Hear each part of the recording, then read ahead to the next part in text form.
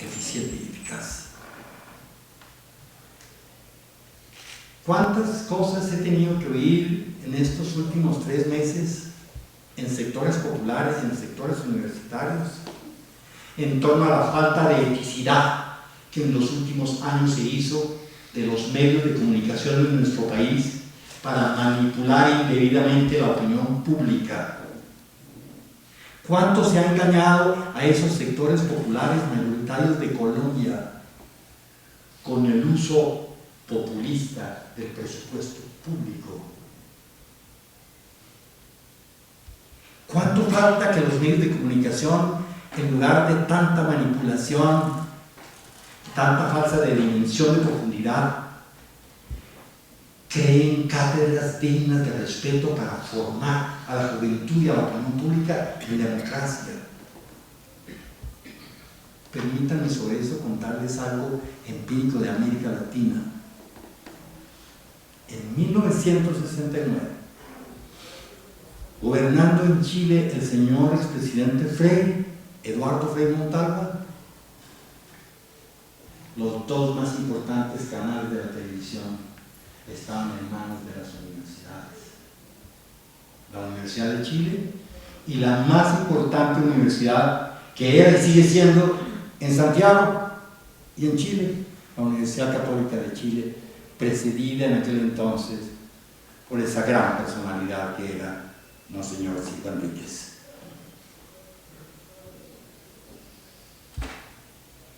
Los debates que hace unos pocos años oímos nosotros en Hora 20 de Caracol, como el único programa realmente pluralista que se difunde con responsables políticos de Colombia,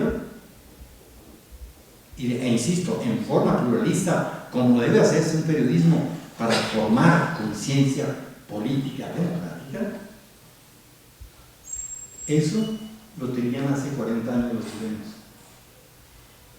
pero no por la radio, por la televisión, y dirigidos por quienes deben dirigir la formación de la conciencia política democrática de una nación como Colombia: las universidades.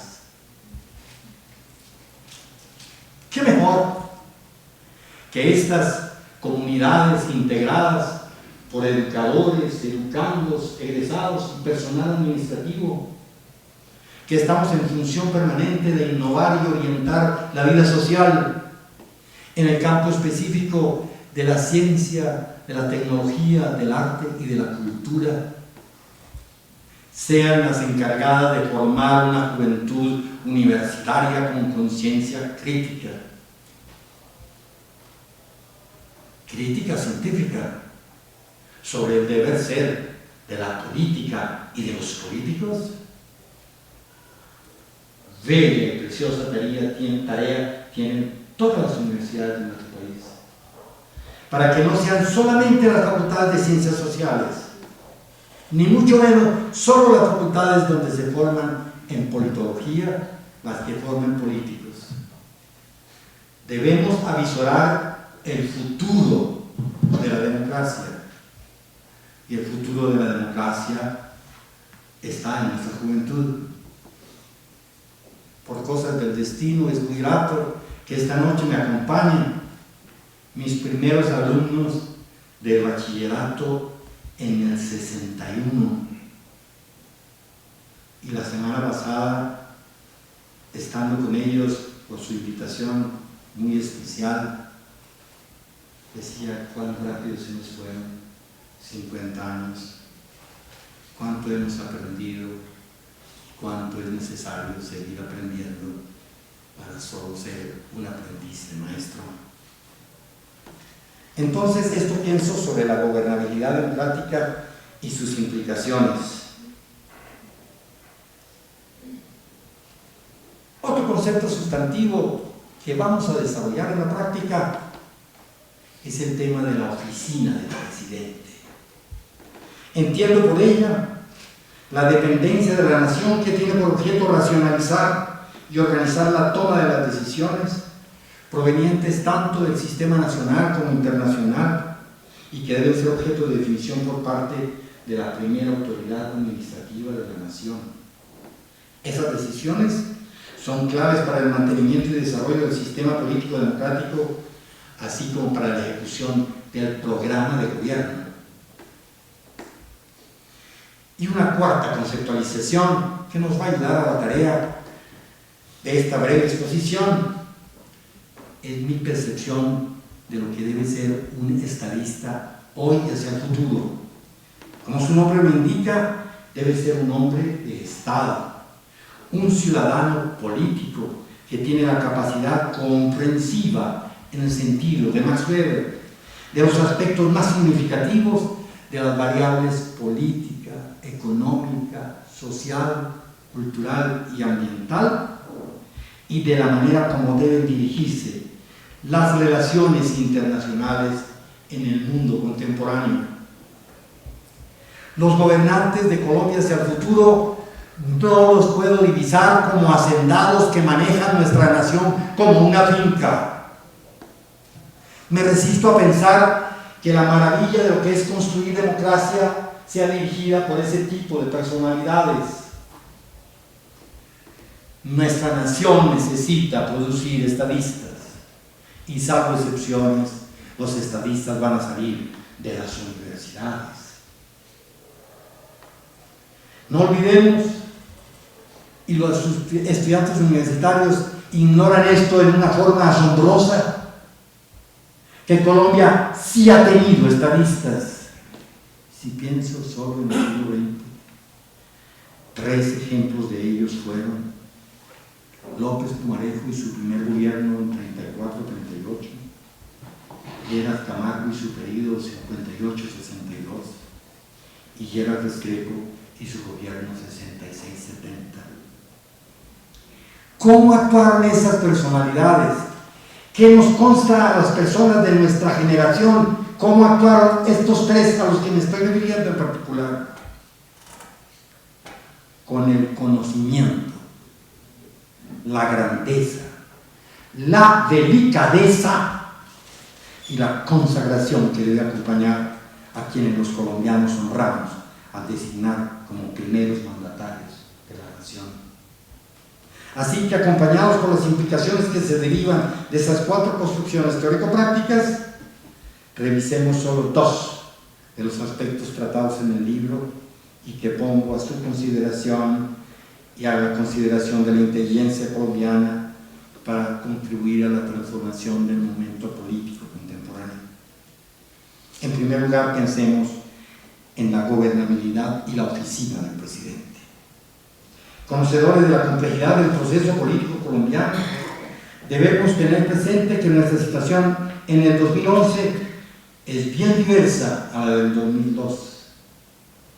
Mejoramos, por supuesto, la confrontación con la delincuencia de las FARC, el Ejército de Liberación Nacional y los paramilitares. Sí, ese es un deber constitucional del señor presidente de la República.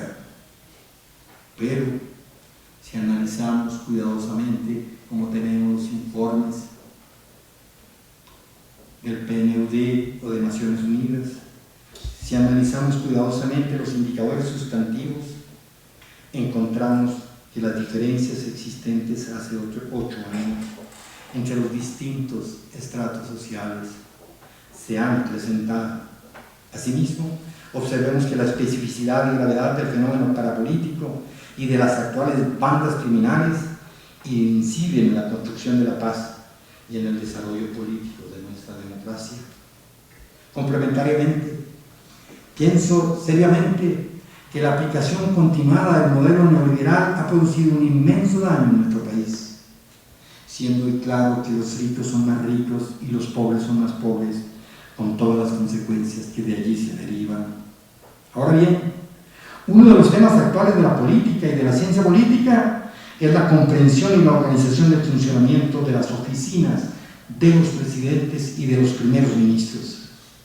Pensando en ello, notemos que existen grandes diferencias en torno al proceso de la toma de las decisiones y también que las etiologías, naturalezas, evoluciones, experiencias y los respectivos procesos de modernización han sido diversos en los sectores público y o privado, especialmente en los últimos 2 decenios. Si realizamos un análisis comparado de las decisiones de autoridad contemporáneas que se toman en el interior de los gobiernos de Estados Unidos, Francia, Inglaterra, España, Japón, China, Venezuela, Brasil y Chile, por ejemplo, encontramos organigramas, procedimientos y mecanismos con diversos grados de organización. Es notable cómo, gracias a la tecnología comunicativa y a las globalizaciones de los últimos 20 años, las oficinas de los presidentes o de los primeros ministros a los que me he referido se han actualizado y fortalecido. Ya me referiré más adelantico a lo que pienso sobre la actual situación al respecto. Según la complejidad de la realidad hoy, es evidente que la magnitud de los problemas del presidente de Colombia son inmensos. Pienso que si se quiere acertar históricamente, no bastan su inteligencia, consagración, capacidad de trabajo y liderazgo. Me inclino a pensar que debe hacerse acompañado de un equipo tecnopolítico, académico e investigativo de pensadores de reflexión profunda y funcionarios con cualificada experiencia administrativa, especialmente pública, con visión internacional actualizada. Y estos asesores de reflexión profunda, ¿quiénes son? ¿Cómo funcionan en estos países? Esto, a lo cual estoy haciendo mención, ya existe.